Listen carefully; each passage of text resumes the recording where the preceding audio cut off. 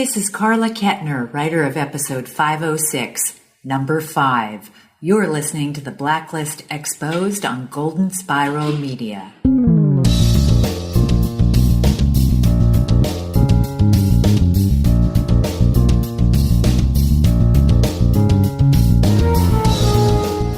Early is on time is late, and late, well, that's Aaron's motto. Welcome to the award-winning Blacklist Exposed podcast. I'm Agent Troy Heinrichs. Cool kids never get to the party on time, Troy. And I am Agent Aaron Peterson, and when I find someone in my living room with a gun who gives me a chance to walk away, if I just forget what happened, I stand firmly that I will never tell anyone exactly what Troy did. Don't want to know. You'd never want to know. Thank you for joining us once again as we discuss number 90 on the Blacklist, The Travel Agency, written by Carla Kettner and directed by Terrence O'Hara, or O'Hara. We're going either way. I don't know. We're going to be crazy this week. Show notes and other intel for this episode of The Blacklist Exposed can be found at theblacklistexposed.com. Crazier than we are any other week. Bonkers. Oh my goodness. Well, last week we asked all of you to tell all of us, what will Red do to Tom now that he knows? And what we got, 47% of you said Red will spy on Tom from a distance. Wrong. 31% said he would warn Tom to keep his mouth shut about them bones. Wrong. 11% well, said that one's kind of true. You kind of gave. He didn't warn him. He's like, you probably shouldn't say nothing. You know what I'm saying? It was more like a scolding than a warning. But all right, half wrong. It's more like a ruh. That's a ruh. Okay. 11% said he would kill Tom. One person said Old Yeller him, but it's the same thing. That's really funny. We ask people to be creative, I guess. It's a little early on that one. 3% said persuade Tom. Keeping the secret is in Liz's best interest. Nailed it. Or tried to persuade Tom anyway. 2% said nothing. He didn't know it was Tom. 2% said he would help Tom. 2% said he would sit with Tom, tell him a story about Bora Bora, how impressive the heat was, and then blam, blam, a double tap to the head. Ooh, double tap. Always double tap. Time Blam will teach you that. 2% said Red would give him a vacation to Africa. That's obscure. Well, I do like the rains down there. I got that. That means I'm old. Son of a bitch. Yeah, some great answers, seriously, even though most of them were wrong. I do like the Old Yeller one. That's pretty funny. Hey, can I ask you, are you pretty surprised that came up? So, I mean, we'll go more in depth into it later in the show, but are you kind of surprised that they addressed him knowing it was Tom so quickly? I believe it is you, Aaron, that told me time and time again throughout the course of 3 years of doing this with you that 4 years. They pay off stuff really quickly. So, no, I wasn't surprised. It's 4 years. No, it's not. This is the 4th year I've been doing this. Well, it's in the 4th year, yes. That's 4 years. Well, you haven't completed the 4th year, so you're not actually at your 4-year anniversary. What kind of math skills did you learn in public school? Damn. You've completed 3 years of your journey. I expected it's 4 years. I expected it to be answered quickly. I did not expect it to be that quickly. In fact, I was expecting the fall finale is when it was finally like they come face to face and come to head to head. But we're going to talk more about that later, so hold tight. Next week, so our profiling question for this week that we want you to answer for next week's episode: who warned the wife that the FBI were on to her? What? Or was on to her. I don't have good grammar. You said were. I know. I did Ron Burgundy it all the way. That's how I do this. You know it. Stay classy. Now, before someone plans a vacation for Aaron and I, let's get on with this week's case profile.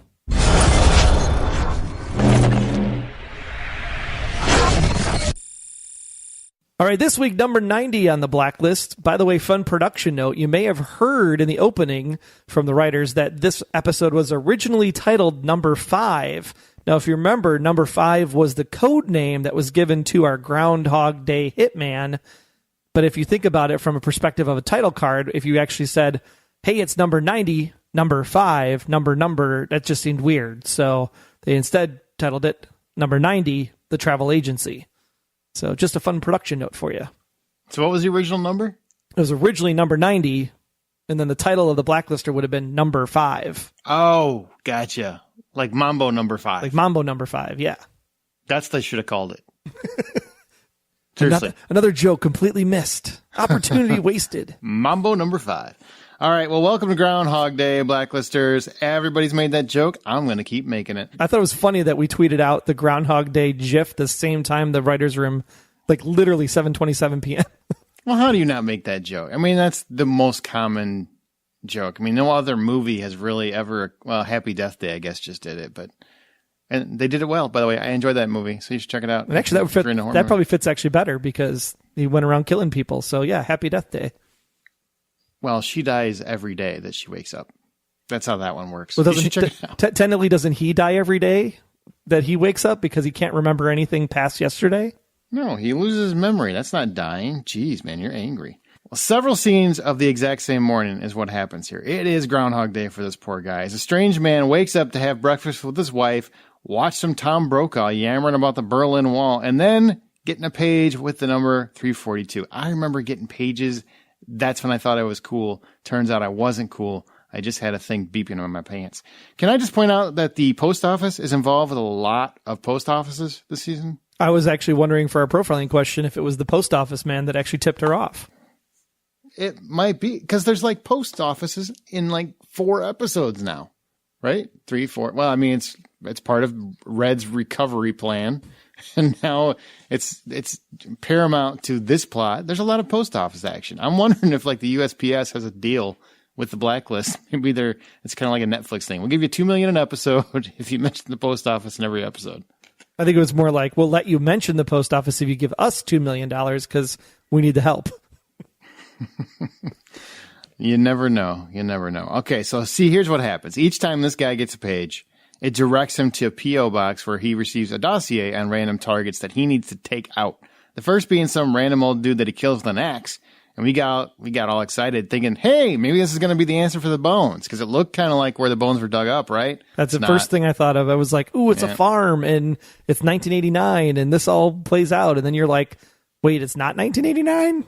Mm-hmm. Yeah, you Scooby dude. I was duped. I was absolutely duped. I really thought that was what was going to happen. And so did apparently a lot of people watching. A lot of people. Yeah.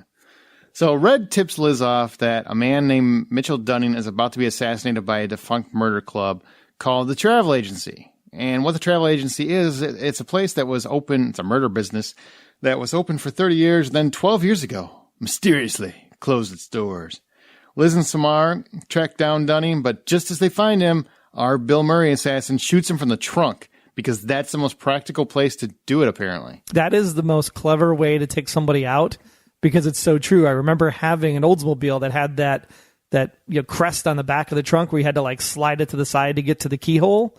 So absolutely, you could bore that out, little hole for the sniper, the gun barrel to sit in there. I think that's a brilliant idea, actually. Those trunks were massive. I think it would work better if you didn't immediately after hop in the driver's seat and drive away. But they never see it. It was kind of a giveaway. No, but I think it works because you don't actually get out of the trunk to go around and get in the car. You just crawl through the back seat. No one ever knows you were the shooter. It was brilliant. It's a great. Let's go try this out. See, we're going to put you in the trunk of an Oldsmobile and we're going to drive around and you take a few shots randomly and we'll see if anybody catches you. Okay. You're willing to do it? Sweet. All right. As long as you're on the sidewalk and your wife or daughter are driving, so that way I could take you out on the way. That sounds really... See, you're an angry man. You need a hug. All right. Dunning's car leads him to the guy whose life has been axed, who we thought was murdered in the late 80s. But it turns out it just happened. What? Mind blown. Did not see that coming. No, I think that was the cool twist for this week. I really like the way they played that out.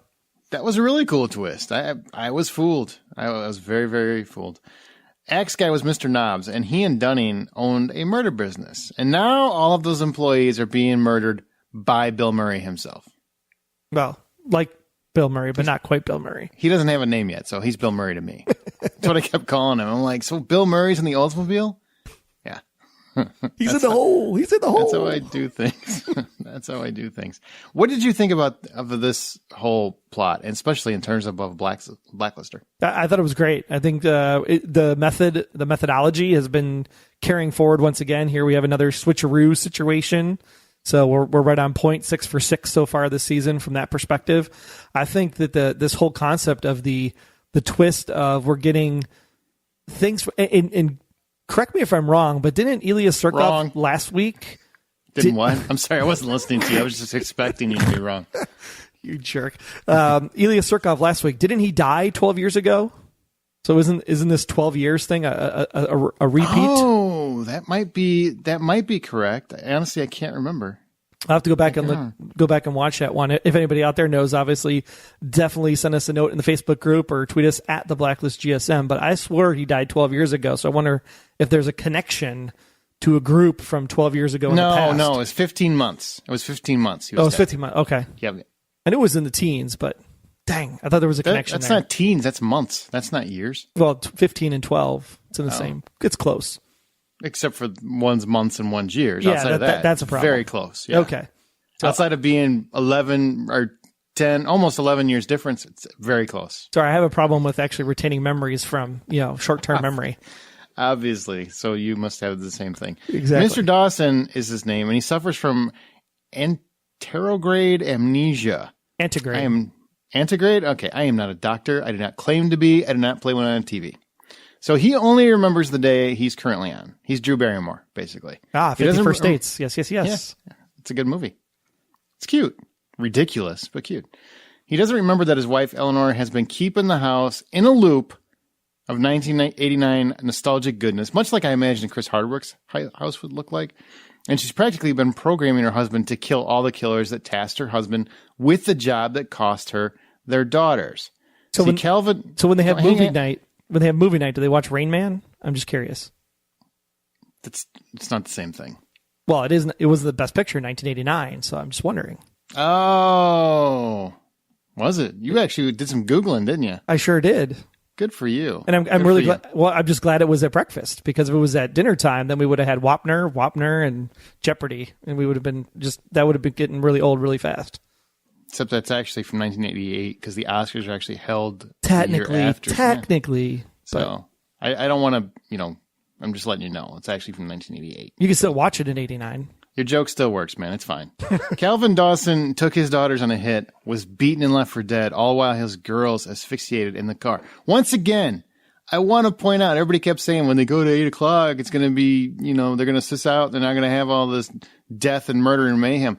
They're talking about kids getting asphyxiated in the car. That is not light. No, how did they explain this? Because I just told you. Well, I didn't track with the way she was explaining it. Was it that they got so excited from seeing their father killed that they asphyxiated? No, or did someone actually? He was down and left for dead, and then the girls were in the car, so they died in the car. Oh, because it was too hot outside. Yeah, I would imagine. Yeah. Okay, I didn't know if the guy that killed that or shot this guy to take him down, if he broke into the car and strangled the kids or something. That's not what asphyxiated is. I understand. That would be strangled. I mean, again, not a doctor. Don't play one on TV. Could have made it look like asphyxiation, so he didn't get blamed for the strangling. This is the problem with you. It was laid out. It was very simple. It was right there on the screen, and take it as it is, man. There's no great conspiracy here. The poor girl suffocated and died in the car. Yep, that's basically what happened. Two girls, and it's a horrible thing. How do you feel now that we got the scope of what the Blacklister is? And basically it boils down to some slow ass revenge that the wife wanted to get everybody that was responsible for this business, and then eventually was going to go and take the husband out. How did you feel about this person being a Blacklister? Because it almost felt like, once again, number 90, number 10, whatever the number is, it really doesn't matter at this point. It feels like sometimes I don't really know, once again in this season, what the benefit to Red would be, other than to give the post office something to do and keep them occupied. Well, I mean, it could be the fact that this agency, Red obviously knew about the agency from back in the day. And so maybe by these people that were being taken out, maybe he didn't want the agency to be completely shut down, because he realized that it was the owners of the agency that were being, taken out one by one. So he wanted to take control of the agency for his nefarious needs as part of his rebuilding.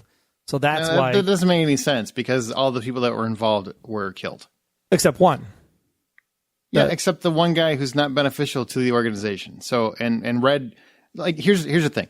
Troy, I know you love to have your theories, but there's nothing on screen that indicates that's the case. So from what we saw in the episode, only what you saw, there's no benefit to Red other than keeping the post office busy, this blacklister. Well, I'm surmising that a possibility would be that maybe he wanted to take control of the travel agency because it was defunct for 12 years, and he can't take control of it if all the people are dead.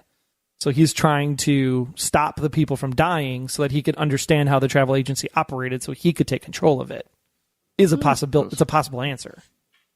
Now that wasn't on screen, but that's what I got out of it potentially as why it would fit into the story. Either that or it was just a way to get another concept of a mother conversation started and how that all ties into mothers and children and how far would they go to protect their children and all that stuff, because that's exactly what it was at the end of the episode. And it was like in your face, much like the Golden Blood story was. Yeah, that's a show thing, though. That's not really like a Red dynamic. I know. Basically what I'm seeing repeatedly is I am seeing, you know what, maybe what we're seeing is, as many people are proposing this idea that what we're seeing is a look back at how Red got to where he got, and basically through other blacklisters, we're seeing how these things affected his life originally that got him to the point where he's at now, or was at now before Kaplan came along, where he was the concierge of crime. And maybe this is one of the things that was part of that building block. Like maybe he previously hired the travel agency to take something out back in the early 90s. Maybe they're the ones that killed whatever's in that suitcase. I don't know. Potentially. Yeah. We're going to talk about that because I'm going to have some fun with that when we get there. But in terms of the crux of the story, that was the big main portion of the story in terms of the blacklister. How did you feel this episode? Are you happy with this one? Did you like this one? I really enjoyed it for the most part. Yeah, everything that has to do with the blacklister, with the travel agency, with the husband and wife, all of that stuff, like 110%. Loved every minute of it.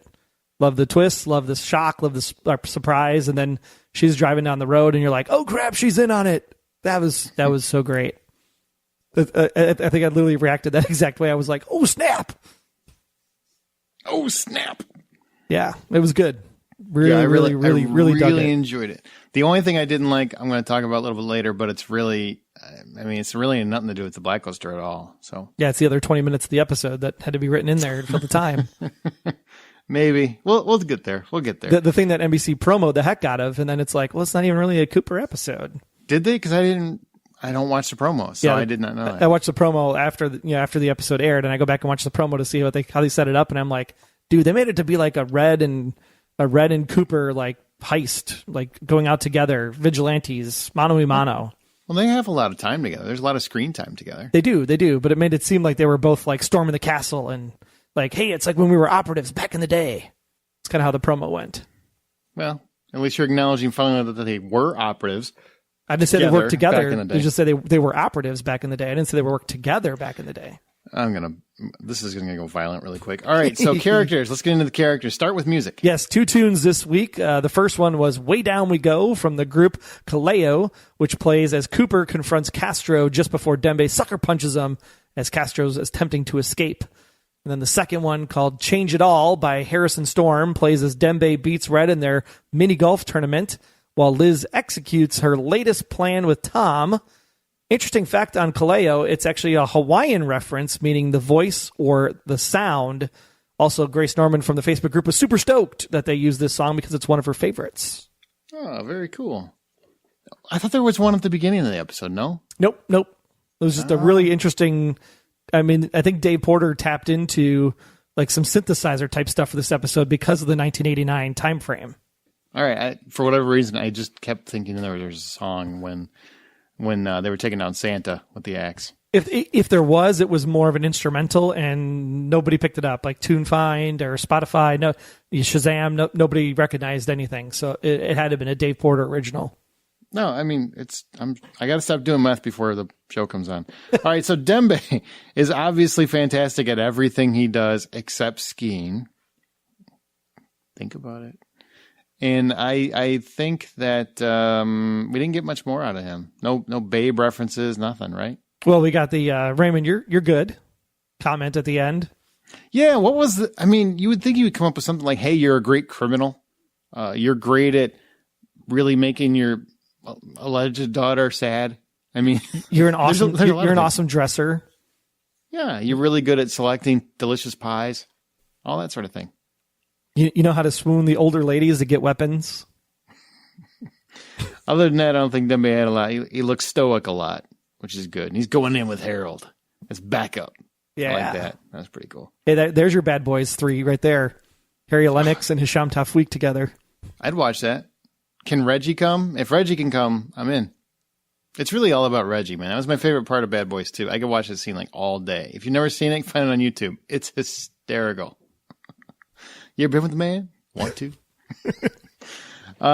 This week on the other characters, I gotta tell you, we're gonna go quickly past 3 of them because they really weren't doing much more than procedural stuff. But Wrestler, he runs really fast. I'll give him that.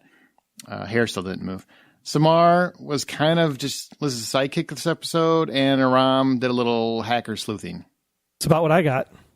Okay, so I didn't miss anything. There was no pivotal moment that I missed. There's nothing. Wrestler was left in charge, which is funny because he's kind of a criminal now. But he was in charge before, so he would be the next man on the totem pole to take the job.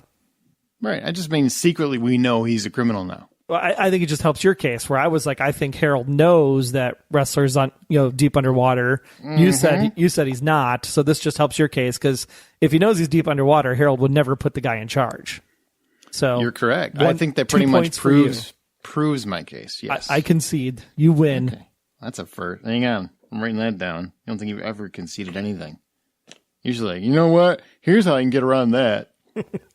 If you look back in season 3, this random thing happened. That applies to my theory. I do like the fact that we said that it'd be cool to see Liz and Samar together more often as partners. So I love that they're keeping that dynamic going. I think it's very interesting how they play off each other. But other than that, Samar didn't have much to do this week. But she was featured a while ago. So, well, last week. Oh, yeah, it was last week. Holy cow. Yeah, time flies. I can't believe this is episode 6 already. Yeah, we've only got, 2 more for the fall till the fall finale? Yeah. That's a lot. It's a lot faster. Now, when you do yeah a lot, does that mean like double yeah? Like really yeah? Is that what that means when you go yeah? Yeah, because if you say yeah, then your throat does that froggy crackle thing. So just like, yeah. It's in and out. You're weird. All right, Cooper. Now we're going to Cooper. This is where it might get a little dicey, guys. I'm not going to lie to you. Yet again, we've talked several times over the last few weeks about how on the money some of the references in the Blacklist have been. We literally did it last week. We mentioned this. Paralleling current events and all that. And I said that right this time. I'm pretty happy. And here we now arrive at Cooper's Island, his subplot. And I want to say, and Troy and I, we both agree that we love that Cooper has his own arc. Love it. Excited. Even if the arc he had, I did not love. No, not at all. So here's what I got. Here are the things that Cooper did that I felt was against character in this episode, okay? So hear me out, Troy. He breaks in without a warrant, kills suspects. I don't care if it's in self-defense. He killed suspects because, he was there without a warrant. So technically, it's an illegal shooting. Threatens another person, and nobody says a peep about it. I feel like all of those things, even given the circumstances that he was dealing with, were against Cooper's character, in my opinion. What do you think? Yeah, totally. I think it's even worse with the fact that so far this season, we've seen him basically yell at Wrestler, yell at Red, yell at the CIA director, yell at Liz about trying to be above the law and all this stuff. And here, what does he do? He goes against everything that he said to all these people. So I don't get where it's the motivation's coming from for this week, because it seems like he's completely opposite of the way he's been for the first 5 episodes. Now, why do you think that is? Because to me, it really felt out of place. Don't get me wrong. I really like the episode. I think this is one of the strongest ones of the season. It just, that felt really out of place. Harry was great. He played it great. He was just, Yeah, it's nothing against the acting, nothing against the setup or the way it played out. It just seemed like it was very different from the Cooper that's been portrayed so far this season of the FBI director's on my ass. I got to turn in some people. We got to do this the right way, people, and blah, blah, blah, blah, blah. And this just seemed like, dude, I got to take some time off. Sorry, can't be helped. And by the way, I'm going to knock down your door if you don't open this thing up right now. It's like no warrant, no nothing, just, literally scream at him, hey, this is off book. I promise nothing will happen to you. And then he goes in just shooting up the place, trying to get to Castro. And then he's like, yeah, you could go ahead and shoot him up with that drug. That's no problem. If he dies, he dies. I don't care. I was like, whoa, what? Yeah, really, really, really odd. Odd, all the way around based on his behavior in the previous episodes. Not to say that the episode was bad and the acting again was great, but again, it just doesn't fit the character that we've been coming to know and understand for the first 5 episodes this season. Yeah, I felt like it was a little fast and loose with Cooper's character this particular episode. And here's one thing. Okay, we got to talk about this. And one of the comments that was said in here was, if you're black in this country and you say the wrong word, you can be killed. And I got to ask, after the cop killer episode that we talked about a few weeks ago, that was really on the nose, we thought then, do you feel like this was the Blacklist getting a little too close to taking us out of the entertainment? Oh, absolutely. I felt like this was a very big political statement. And given, Harry's background, from Chicago, he did Chirac and things of that nature. I mean, it's perfectly, it's a good movie, by the way. It's a great People movie. should see that, yeah. So it's right up the alley and it's sweet spot and everything. And I totally understand it. But from an entertainment perspective, when it comes to the Blacklist, it's never been about the political climate or things that are happening in the news right now. It's my escape for the week. So I don't have to think about these kind of things and these kind of situations and why nothing's being done about it and why there isn't more support for the movement, et cetera, et cetera. I just don't want to see it in my entertainment. So yeah, it was a little bit over the top this week.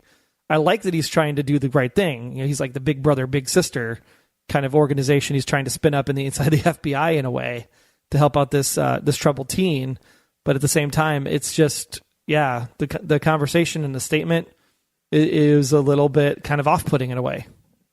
I'm of two minds. I really like that they were trying to go for something a little deeper and darker. Sometimes you have to make those swings, and they don't always land. But I think it's important to swing. And especially if you have something to say, show gets into 5th season. You never know if it's going to get 6th season. Here's your chance to make some statements on some things in the world that are bothering you. And maybe Harry wanted to make a statement like this. I don't know. Or the writers or the producers, whoever, somebody wanted to make this statement. It's obvious. And I think if it would have felt more genuine with the character, I think it really could have landed a harder punch and not been so distracting.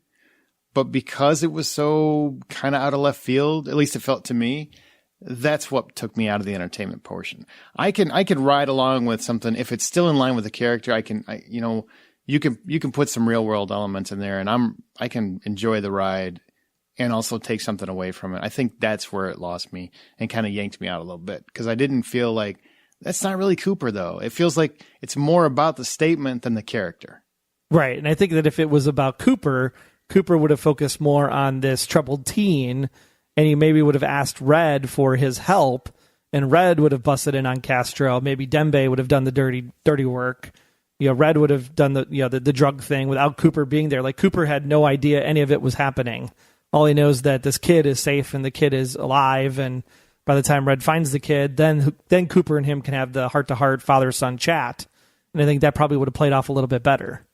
Father-son, more like brother. I don't really think it's father-son. I think they're the same age. We called him Mr. C. What? So the troubled teen called Cooper Mr. C. Oh, I'm thinking, man, my brain is fried. I'm thinking when you were talking about Cooper and Red. No, when they were having their talk. No. I am not a smart man, Jenny. I take your 2 points back after that one. Yeah. You know what? I will hand them back to you because I do not deserve them after that. Yeah, I absolutely think that if Red would have done the dirty work and he would have been more Cooper just focused on being that father figure, I think that would have fit the character more from what we've seen in the first 5 episodes. Mm-hmm. The one thing I'm probably at odds with most listeners, fans of the show, whatever, is I do like that they tried, though. Yeah, I do like that they tried a heavier element and they tried a heavier, those are really hard to land. I think people, don't realize how hard it is to land something so topical and especially polarizing in this day and age. We're all inundated with it every day on the news. So, it's hitting a lot of people close to home and a lot of people's homes. So they tried though. And I respect the effort, even if I I really just think it was more a matter of if it was more genuine to the character, I think it really would have gelled. And it was like I said, I felt it was more about the statement than the character. That's enough on that. But the good thing that came out of it, though, was that we had 2 references to your government and your justice system. That's true. That's true. Explain that for people that might not have listened before. Yeah, if you ever listen to Red Talk, he always talks about how it's your government and your taxes and your justice system, as if Red is not an American. So there's a potential he may be from another country. Or, as Aaron likes to point out, maybe he just doesn't, what's the word? Like his country? Recognize America as his home anymore because of what happened 20 years ago. My home would have let me not, they would have been there for me. Right. They loved me. They burned me. Yep, they burned them. Ah, get it? Yeah. Oh, I got it. That's why he said it. All right. Moving on. But we are glad Harry got some more, some extended screen time. We love the Cooper focus. Definitely. Love Harry Lennox. More Cooper all the time. Liz, you're a mom, so you'll understand. That's what happens at the end. And I hate to jump to the end, but that's really, other than a big moment at the very end, that's really, Liz didn't have a whole lot to do this episode. It was more Cooper-centric and case-centric. But at the end, they reach Eleanor, and Eleanor is explaining that if you're a mom, you'll understand why she has to do this, why she has to kill him. Now, I want to ask you, because every week you're telling me foreshadowing.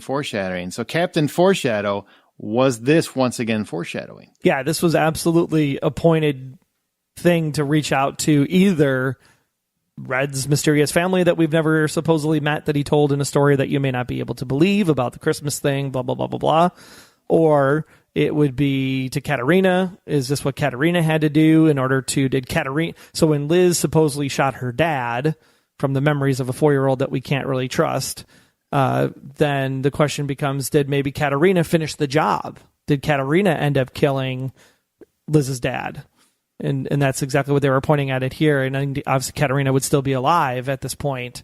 So it's very interesting of what they're trying to showcase as far as what is the greater thing, especially if you go with the theory that the Blacklisters this season are retelling the story of what happened 20 years ago, 30 years ago, as Red started up this criminal empire. This time I will agree with you. I definitely think it's foreshadowing. Yeah, I don't think it's foreshadowing. I think it's paralleling or parallelism. But it's not like there isn't something that's going to happen down the road because of this.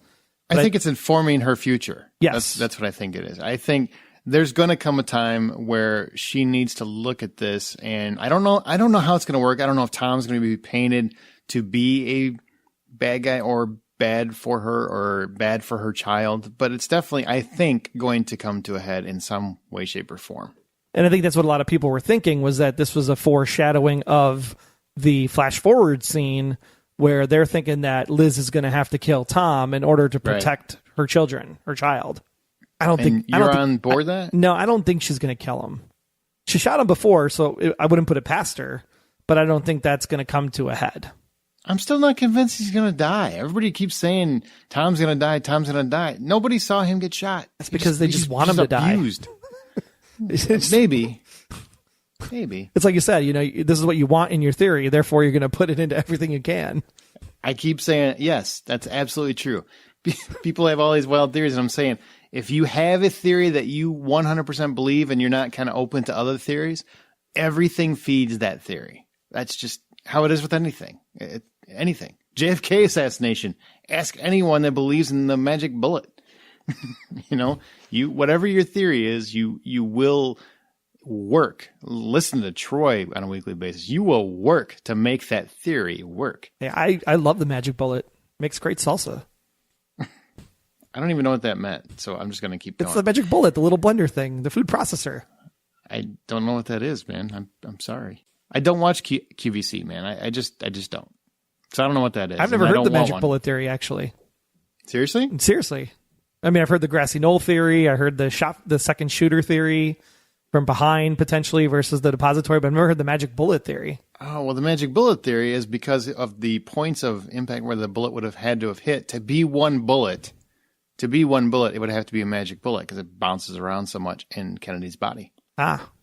My dad took me to a JFK assassination class. I'm not making that up. I did a whole podcast on a JFK assassination, so you think I would have known that one. Try going to a class, man. Every week, 3 hours a week for like 7 weeks, I think it was. We learned nothing but JFK assassination because it was very important to my dad. Have you ever been to the museum? The museum's great. Everybody was just missing a foil hat by the end of that thing. It was crazy. No wonder I love the X-Files. All right, so but to make your point, it's absolutely true, right?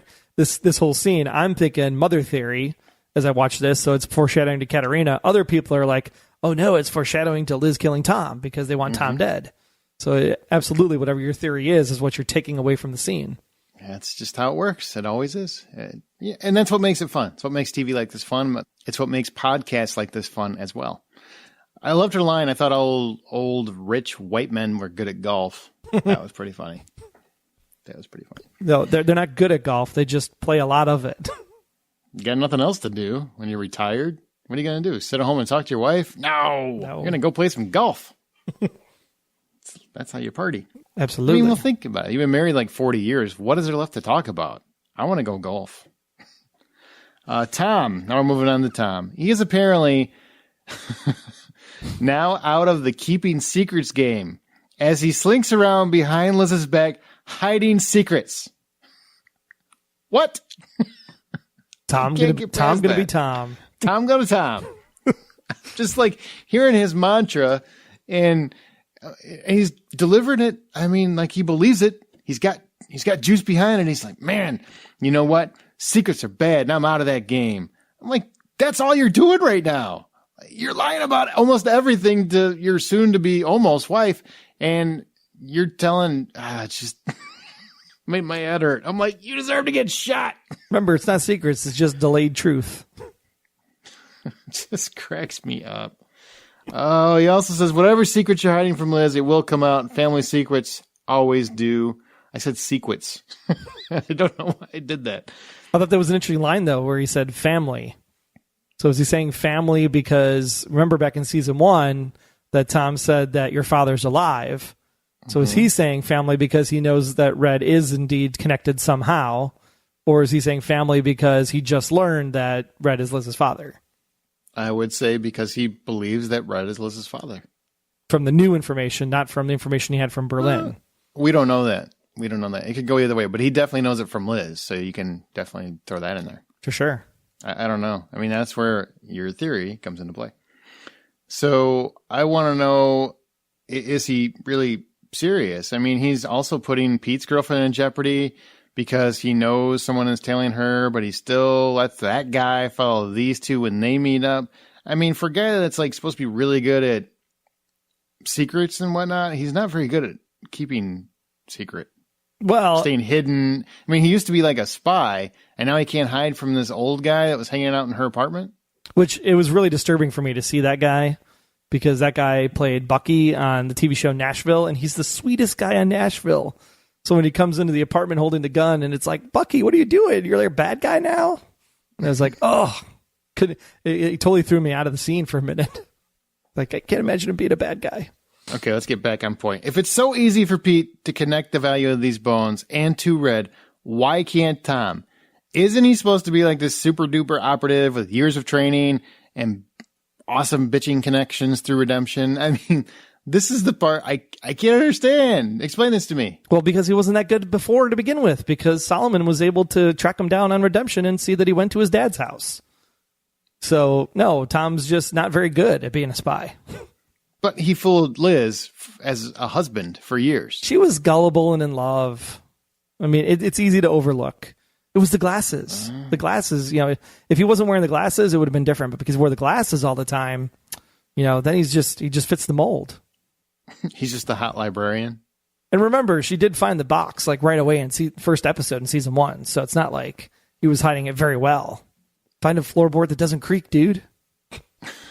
I suppose. I'm just watching this, like, everything he says is almost frustrating. I'm like, Tom, stop it. Stop talking. Even Red knows you're making some dumb comments. Stop it. Yeah, stop taking my job, Tom. I'm the dumb. That is your job. All right, well, we get to Red, and apparently Red and Dembe are practicing mini golf for some tournament. Is that what they were doing? Yeah, it's been on the books for a while, and they're finally going to do it. I think that was funny. That was pretty classic. He's really enjoying his downtime. He sure is. I'm going to play the carom. I kind of wonder if he should really get back to being a concierge of crime. Maybe he should just relax and enjoy retirement. He did not have the ball cap back on this week, though, post-funeral. So apparently his business is doing well, that he can still wear a full suit and a hat. How long do you think it will be before he's back to full Reddington? Like in terms of cash, output, respect from the community, everything. Episode 16. So the spring block, when we're gearing up for the season finale, that's when everything's going to really hit the fan. Gotcha. Okay. Just curious what your theories were. All right. Well, Mr. Kaplan, this is what Red says when he's in that car. So we're not done with Tom yet. We still got some more Tom to talk about. Mr. Kaplan gave you a suitcase. In it was a skeleton she never should have unearthed and whose identity must remain secret. Pete apparently took the skeleton because he knows it's invaluable to Red. So Red will be waiting for Pete to contact him. That's really the play. Were you surprised by how forthright Red was about this? I think he was probably forthright because he knew Liz was in danger as long as this suitcase was out there. And since they both have a mutual respect for Liz, that's probably why he was saying, dude, if you know anything about the suitcase, you got to help me and we got to get it back now. Even though Tom totally doesn't want to do that. But it seems like he was genuinely saying, we got to find it together because it's bad for Liz if it gets out. And I posit that means that many of the people's theories about who those bones belong to would not be accurate based on this scene. Whose bones do you think they are based on this scene?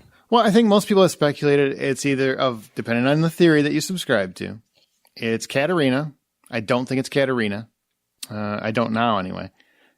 A lot of people have theorized that it's Raymond Red Reddington himself, and that this Red is an imposter. I don't think that's possible. And there's somebody else. There's another one that I can't remember who the third one was that they theorized. I think it's somebody we don't know anything about. We definitely know it's not Hudson because they identified it as a male or female. Yes, so that's know good. It's not the dog. Yeah. Who do you think? Do you have any new theories as to who it is, or who do you believe it is at the current moment? I still say it's the original Raymond Reddington, okay. or Liz's father, whatever you want to call it. It's the person that was in the fire potentially. And this isn't. You don't think the scene says no to that? No, I don't. I think that if anything else, it confirms it more because if that how do you see that? If it's Raymond Red Reddington in the suitcase. And this information got out, and somehow it was ID'd that Raymond Reddington is not Raymond Reddington, then you could have a whole bunch of people that are looking into the past and figuring stuff out. It seemed like there were some pretty bad people that were involved with this whole cabal, fulcrum, Katerina, the Cape May running into the ocean, the people that were storming the beach house at that moment. It seemed like there was a lot going on back then. And for that reason is why they had to hide Liz where they did because of the heat that was on. So if that information were to get out that this was either Katerina or Red in that suitcase, then Liz's life could be in grave jeopardy because she was outed because of the cabal in season 3. Interesting. Okay. I don't know. To me, I feel like he wouldn't have been so forthright about telling Tom these details if it was anyone that would really scare Liz off. Let's be more clear, though. If this is such a problem, why would you say that when I get the suitcase back, I'm just going to bury it where it'll stay for the rest of the time? Why don't you just get rid of the damn bones? Stewmaker style. Acidize the damn things, If you don't want anybody to know them, why would you rebury them in the ground for someone else to find them? Respect. Okay. He has respect for whoever's in that suitcase. Sure. That's what I would say. Whatever. I'm serious. I mean, I think if whoever it is, maybe he has some kind of emotional attachment to whatever that attachment is. Maybe it is the Raymond Reddington and he's the brother. That's what I'm hoping for because then my theory works out. And so that's why he wants him buried in a proper resting place. But if it causes so many problems, why wouldn't you just get rid of them altogether? Think of in history how many criminal empires and plans have fallen because of familial attachments. Because of loyalty, because of a respect for something that they just should have gotten rid of, that body or that knife or that, whatever the item was. It happens all the time. All the more reason why you should just get rid of the damn things. And then you'll go out on top. You'll be a criminal forever. Yeah, well, you're not emotional, obviously. Apparently, Red has a little sweet spot for whatever's in that suitcase. Apparently. I think it does confirm that it's not about the actual suitcase, though. Dang it. All right, if I got to be wrong about one, that'll be the one I'll be wrong about. I'm good with that. Because he said it out loud. So, I mean, he could be lying because, criminals are notorious liars, blah, blah, blah, blah. We got all that. Yeah. But he did specifically say the skeleton is important. We got to get the skeleton. Yeah. Yeah. That'll be interesting. I'm curious where this goes. I like it. I do like it. Although I still say... Now you like it. Now, 4 episodes later, it's like, it's dragging on too long. Now you like it. No, it's still dragging on way too long. Way too long. But I will say this, okay? They have found an out. Because they have masterfully found an out. Because the fact that Pete is trying to use these bones to get something out of Red... Well, we don't know that. That was Red's speculation. No, I get that. I'm just saying they have tossed out a possibility that explains my biggest issue with it, which is why wouldn't he say it's a man or a woman or whatever, is because if he hopes to eventually get something from Red, that would be why he wouldn't tell Tom anything. He would hold that to himself as he figured out his plan to do whatever he had to do. And I still think it's a stretch because Nick goes to this guy and this guy is just going to kill Nick over this, which we don't know that he killed Nick yet, but we just assume. That part still is a stretch to me. Yeah, it could have been this guy who's tailing the girlfriend. He could have been the killer that took the suitcase. Mm-hmm. Or wrestler. Some people think it might be wrestler, which I think would be a stretch, but a cool stretch. I like that idea. Yeah, I don't see that one happening. I think it would be cool, man. I really do. He's already fallen off the wagon. What the hell? Why not? If anybody, I tell you what, if any character asks him, hey, what'd you do this weekend? And he responds with, I just strangled a guy. You know it was him. Because he tells the truth. Because he tells the truth when he kills people. All right. That would be funny. Okay, well, moving on. Red also helps Cooper at every turn in this episode. Once again, playing his conscience. Red does not want him to go down a bad road because he cares about him. Because he's known him for decades, Troy. For decades. That's why. He cares about... Well... He cares about Cooper. He knows about him, but it doesn't mean they're like best buds, like worked in the service together, same platoon, blah, blah, blah, blah, blah. Sure does. Cooper even said that he never met the guy. He just knew that he had to get out and rescue him from Sea Duke. So it's not like they actually worked together. They were like, he was Navy and Cooper was Air Force. They worked together in Kuwait. No, they were in Kuwait together. It doesn't mean they worked together. They were in together in Kuwait. The same Kuwaiti mission.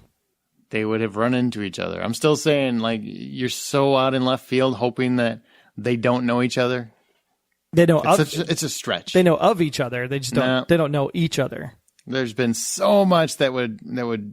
It's like a giant. Like I said, you will find anything to excuse that obvious connection because you're stuck on your theory.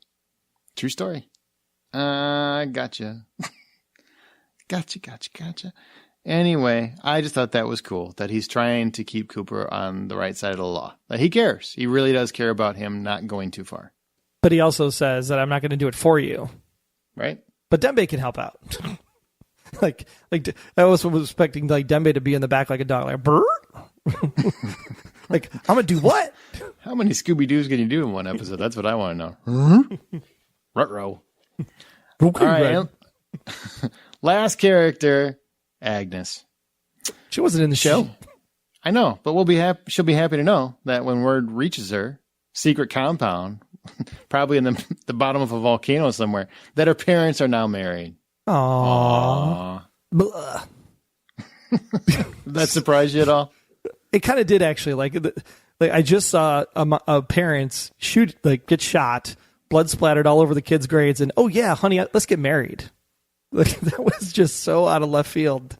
I mean, I'm glad it's finally done and we don't have to talk about it anymore. But again, it's that Tom and Liz relationship, and people just kind of shudder anytime that they're together. It's just like, no, Liz, what are you doing?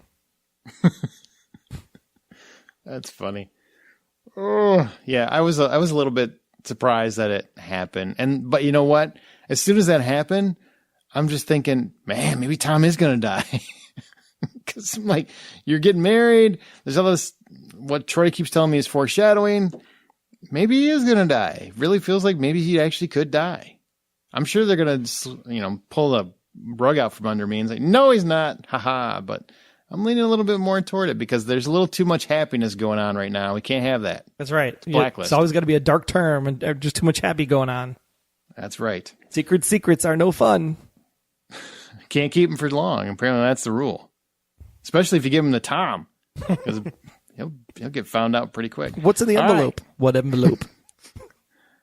What was in the envelope? I don't remember. The stuff for Pete. Oh, yeah, the Pete stuff. Okay. Yeah. All right. Well, we're done with characters, but we're not done yet. So we'll be back with Red's Rhetoric right after this.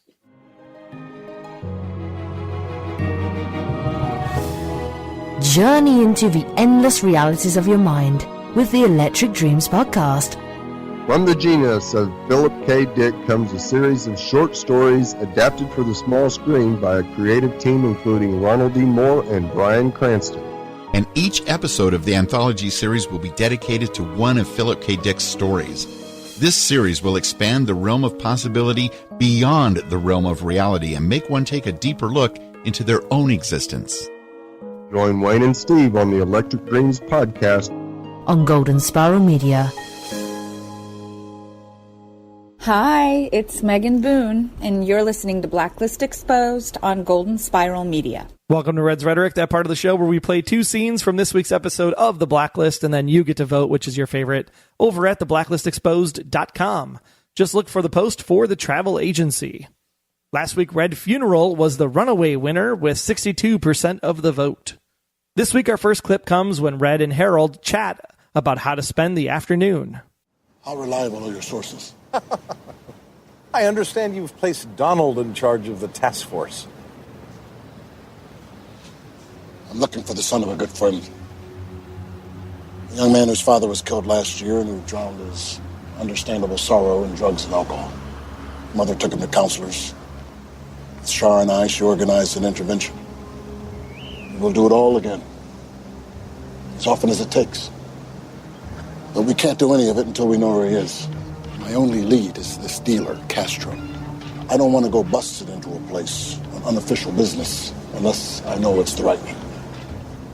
So are your sources reliable? Yes. You're going to need backup. To check some punk? Sounds like a delightful way to spend an afternoon. We can play celebrity on the way. I appreciate the name and the offer. I must warn you, I know all the absurdists. I kill with Camus. Camus is not a celebrity. He is to me. Thank you for this. But I'll take it from here. Our second clip comes when Red and Cooper have a chat about Zeke. Harold, your justice system protects those cops as it will protect you no matter what you do to Zeke Wilson. Zeke Wilson is a blood-sucking scum who preys on people like Isaiah. Yes. And if you choose to hold him responsible for what happened to Isaiah's father, or for all the people of color who are killed for saying the wrong thing or looking the wrong way, you can do that. You may be Black Harold, but you carry a badge. Like it or not, that means you're a made man. Your justice system will protect you, just like it protected the cop who killed Isaiah's father. Is that your observation or your advice? My observation is that you came to this party with an unregistered handgun. My advice would be, as Isaiah's father got 6 bullets, I'd give Zeke Wilson 12. Order a ribeye, raise a glass of Chateau Latour, and toast to a job well done. Sounds like a plan.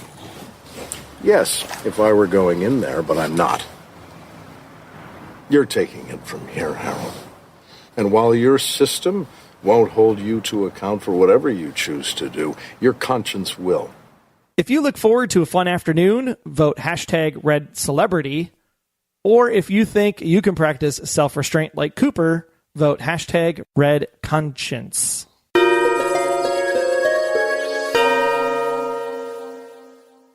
All right, Special Agent Intel. First and foremost this week, the episode gets a 6.9 rating out of 10. thanks to the community over on TV Time. That's right. If you haven't already downloaded the TV Time app to join in on the Blacklist conversation, you can go ahead and do that now. Pause the podcast, grab the app. It's going to be awesome. You can also go ahead and tap on the characters that you thought were the best this week. And 267 people at the time of this recording felt that Red was the best one this week. 91 votes went to Cooper, and 61 votes went to, you guessed it, Tom, of all people. So Tom does cater to the audience a little bit. That's a good thing. Yeah. That doesn't mean he doesn't do dumb stuff. You can enjoy a character and still go, what were you thinking, man? Really? Should we get like a shirt made up, like Tom's face with hands over his mouth and hashtag Tom being Tom? Tom being Tom. What would Tom do? What would Tom Keene do? WDK. Yeah. What would Tom Keene do?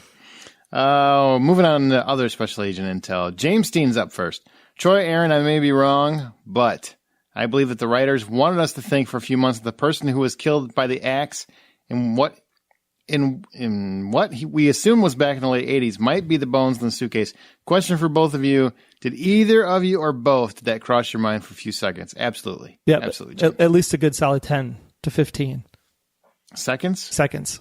I was 5 minutes in. I'm like, man, I can't wait to see maybe we're finally getting the bones. And oh, no. Not minutes, not hours, not years, seconds, just to be clear.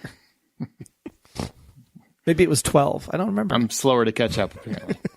TC Casa said, I preached love for Cooper last week about how he's begging to take the law down on Liz for her unlawful actions. Mm-hmm. And then what happens?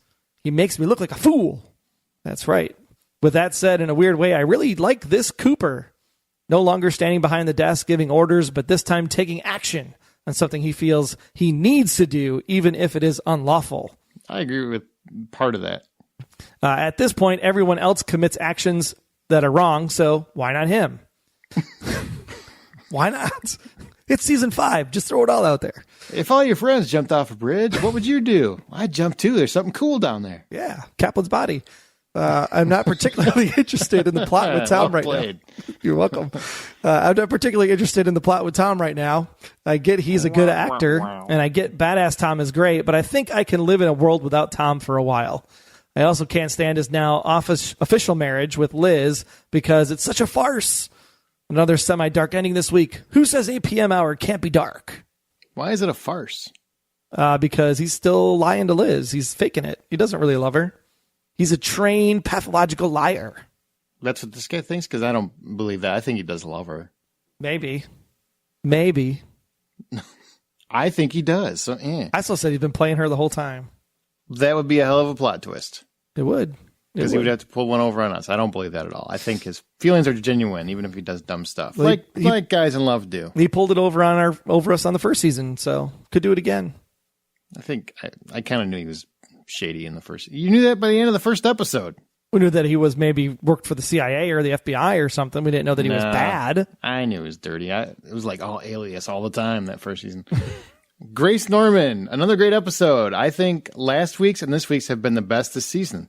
The Cooper storyline really didn't work for me. It's not that I don't agree with what he was standing for. It just didn't seem like him to abruptly be ready to break the law. Right? Right. I added the right. That was my addition. I don't want to, no plagiarism here. I know this is awkward to say since Tom and Liz just got married, but I ship Tom with Pete's old girlfriend. Wow. Heck, anyone who isn't Liz. See? Surprised. No one likes their relationship. I was surprised by how nonchalant Red was with Tom about the suitcase, given we're still waiting for that flash forward we saw in the premiere. Love Dembe and Red playing golf. Their friendship is the best. Finally, when I saw the first scene, this Blacklister reminded me of Milton Bobbitt, which is funny because just like in Milton Bobbitt, they had a shootout situation in a cemetery. I usually don't feel bad for the Blacklisters' personal problems, but it was sad to see the parents' blood on their own children's graves. I thought that was a cool effect, though, or a cool idea, cool effect. That whole scene at the end, even though I just thought that whole reveal was really well done, really clever. Yeah, it was a poetic ending too. It's almost a little bit like Lady Ambrosia, where the kid ends up jumping in the well anyways. I really felt bad for this guy because he's got this condition and it's not his fault. Yeah, sure, he was a bad dude killing people back in the past, but the fact that his wife is literally manipulating him, I mean, she should go down and he should be committed to a institution to seek help. I honestly think she's worse than him. Totally worse than him. The ending, yeah. I agree. But it was a cool reveal. So nice job with the reveal. That was really, really clever. Really liked it. Jake Romano said, I think this episode made it abundantly clear that Red was not killing Tom, rather the people who were watching Tom and Pete's girlfriend tonight that went to kill Tom, and Red saved him. He eliminated those guys and gets the suitcase in one full swing. Possible. Good call. Possible. Yep. Good call. It's not his wife, though. It's Pete's girlfriend. Pete's girlfriend. Because remember, Pete wasn't married. No, Pete wasn't married. And over in the TV time community, Pour or Poof or Brains? Is that what this is? Yeah, or Pour for Brains, yeah. Pour for Brains, okay. So that episode 6 was like a combo of 50 First Dates and John Wick. I could see that. Sure. John Wick's 50 First Wicks. John's First Dates. Betty Avatar 18 said, here's a few points. Tom is still keeping things from Liz that he shouldn't be. She had no idea the secrets he kept, and round 2 is no different. It doesn't matter if he thinks he's doing the right by trying to find out the mystery of the bones. He should have been honest with her from the beginning.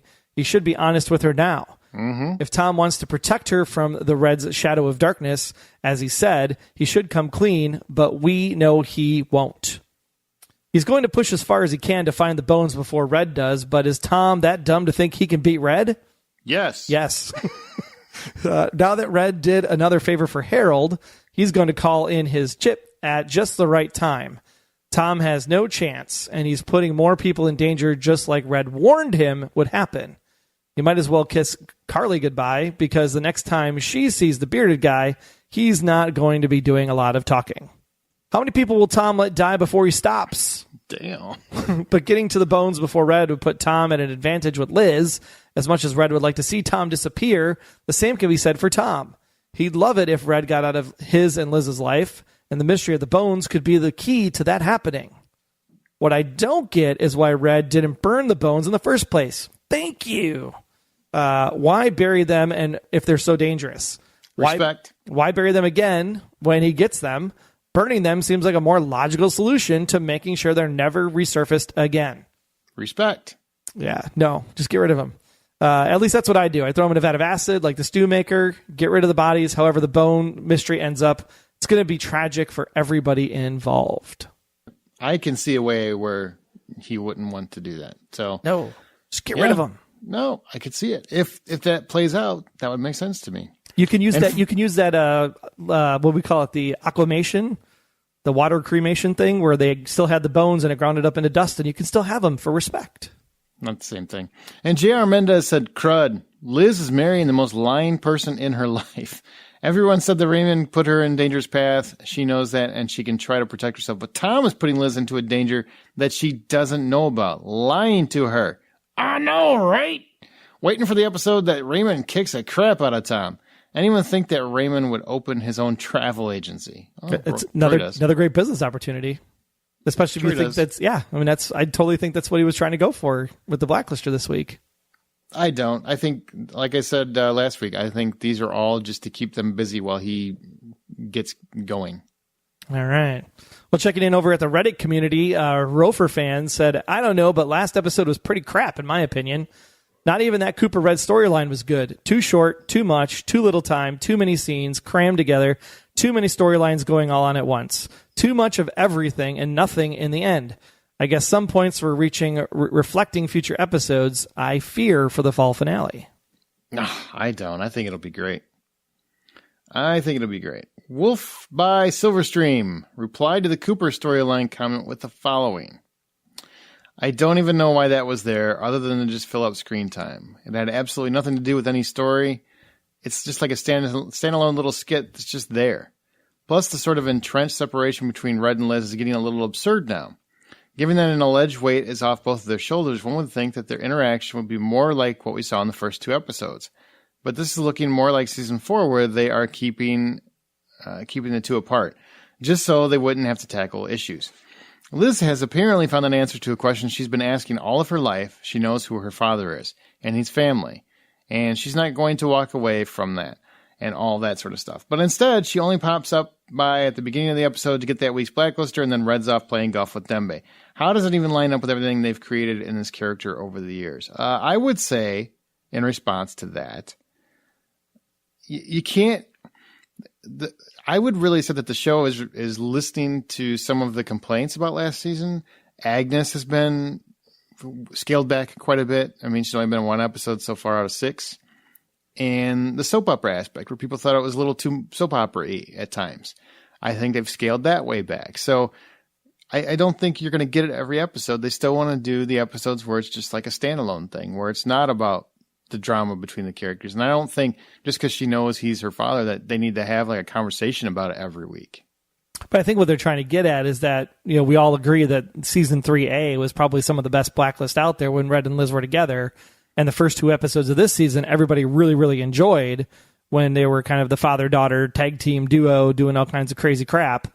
And so they're just like, well, why hasn't that continued? Why hasn't Liz been with Red on these cases, tracking down the blacklisters? So I can kind of see the point. At the same time, though, the episodes haven't been awful. I mean, I think the last 2 episodes were pretty damn awesome, to be quite honest, regardless of Red and Liz's dynamic. And I think they're doing exactly what you said, is that they're listening to the fans who were like, well, Liz is like, I like you, Red. I don't like you, Red. I like you, Red. I don't like you, Red. By not putting them together, you don't run into that problem of that dynamic. So I think it's fine. I'm excited to see where the season or the fall finale ends up. Yep. I think we're on the same page there. I mean, not knocking your opinion. I mean, everybody's got an opinion about where the season is. I don't agree with that one, but well worded. Thank you. All right. Our good friend Bill Stevens said, great episode. Loved watching Harold and Red. Also, Dembe at the miniature golf course. Then they ruined it in 45 seconds. Hashtag I hate Tom. Wow. Just that conversation in the car then, or? No, the 45 seconds at the courthouse, I think is what he's referring to. Oh. I don't know how that flew by me. All right.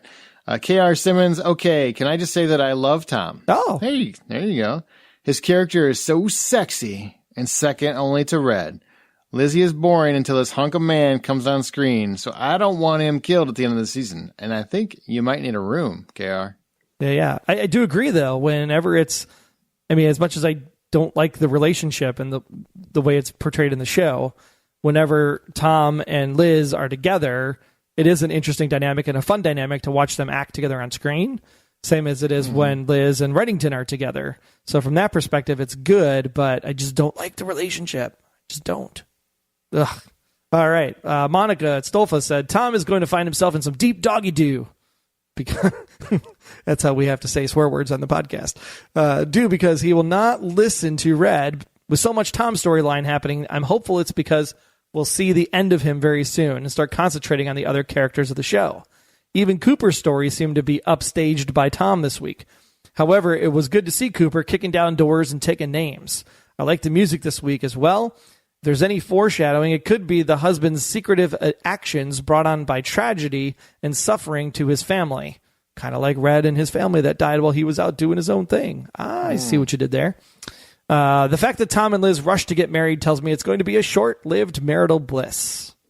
You never know. I don't know if it's very blissful if he's lying all the time. It's fine if she doesn't know that. Nate Trillo. It's tea time, and this episode proves that not all white men are good at golf, and Cooper is one bad mother. Shut your mouth. I'm so happy that Cooper was a major focus in this episode. Man, you got to say it like Shaft.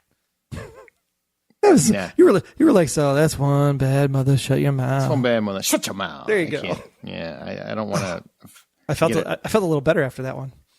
I'm so happy that Cooper was a major focus in this episode, and he's ready to kick some major booty. He skirted the dark side, but held true to his heart and morals. Thank you for giving us more Cooper. That is true. That is true. He did actually, even though we don't like the storyline based on how his character was, at least he didn't kill the guy, and he arrested him.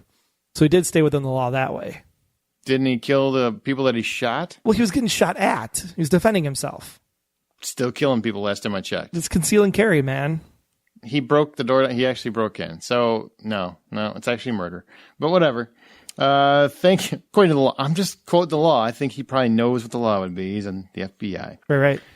I have to say the opening of this episode threw me for a loop. I thought we were going to go back to some major mythology linked to Russia, but instead we got a great Blacklister who was layered, devious, and tragic. The assassin felt like the stew maker, but with its own unique motivations. The twist was a shocker and a delight. I'm opposite than others about Tom. The writers are using him in the right way. I want to see if he finds the identity of the bones and who Pete really is. I think Liz and Tom finally getting married gives Tom automatic protection from Red, because it would break Liz's heart if any harm happens to him. The ending at the cemetery left me asking a lot of questions, though. Questions about Katerina's love for Masha.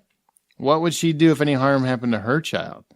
And since there were 2 daughters, will Red's other daughters show up later this season?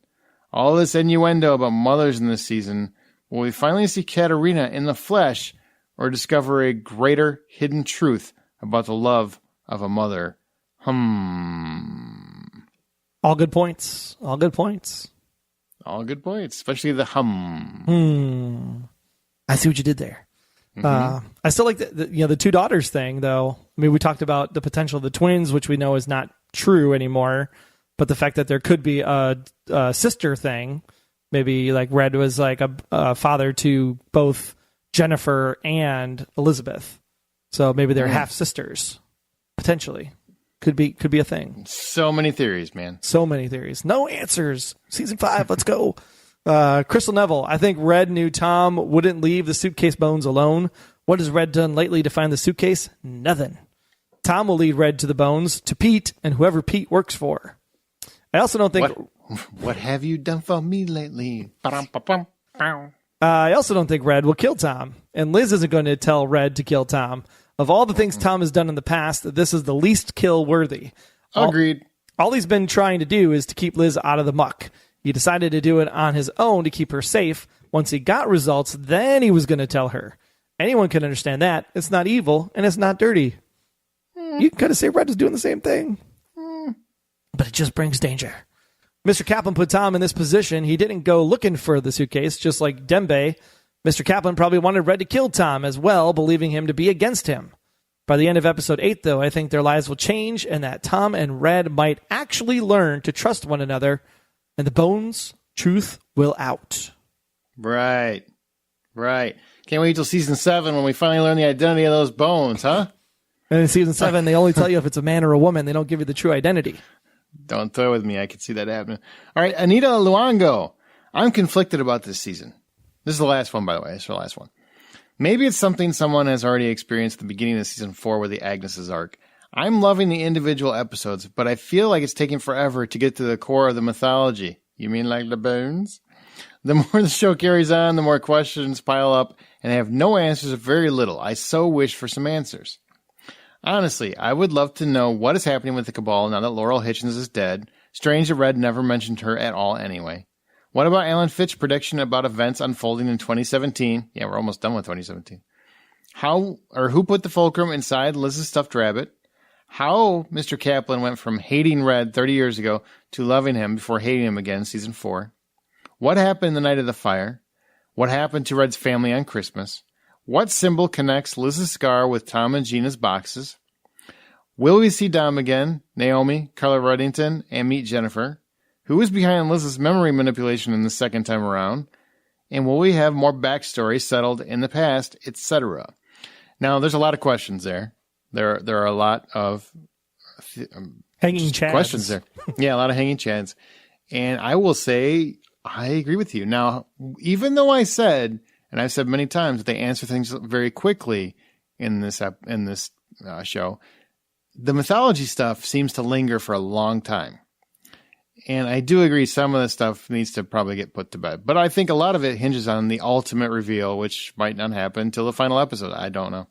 And what if the final reveal is like one big reveal? It's like boom, boom, boom, boom, boom, boom, boom. It's like comes at you so fast, so much, all at one time. And you're just kind of like... I mean, if you look at the questions and the structure of the questions, you can definitely see how you could... There's a big scenario that could play out and answer all those in the same scenario. It's possible. It's possible. There'd be so much overwhelming flood of information. They'd have to have it all mapped out, and I'm sure they do. I have faith. I have faith in them, so I'm not worried about it. Not worried about it at all. It's a fun ride. This episode was great. Yeah, it was a lot of fun. That's right. Focus on this one. Only worry about the next one. Can't look at 3 games down the schedule. Got to win this week. All right. Is that a football reference right now?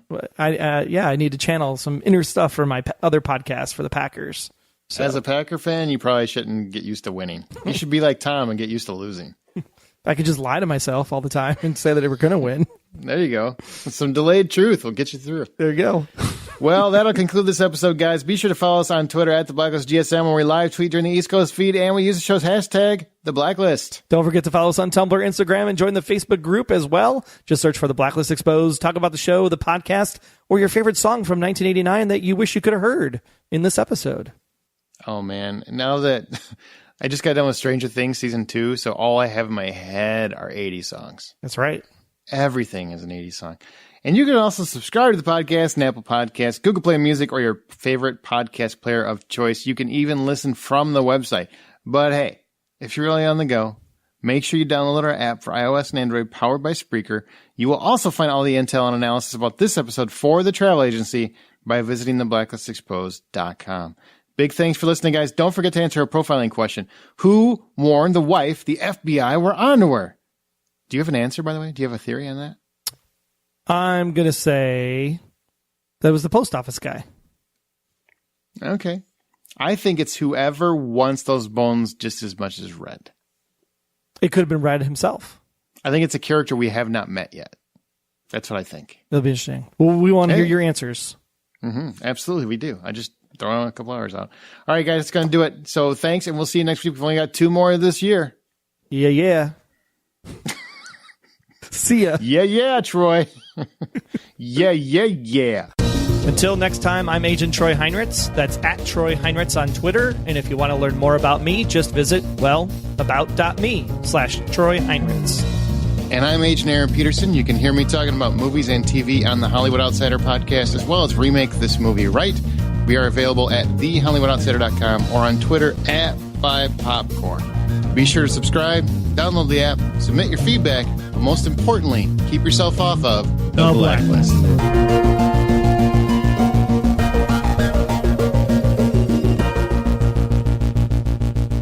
The Blacklist Exposed is a Golden Spiral Media production. Find more of our great podcasts at goldenspiralmedia.com/podcasts.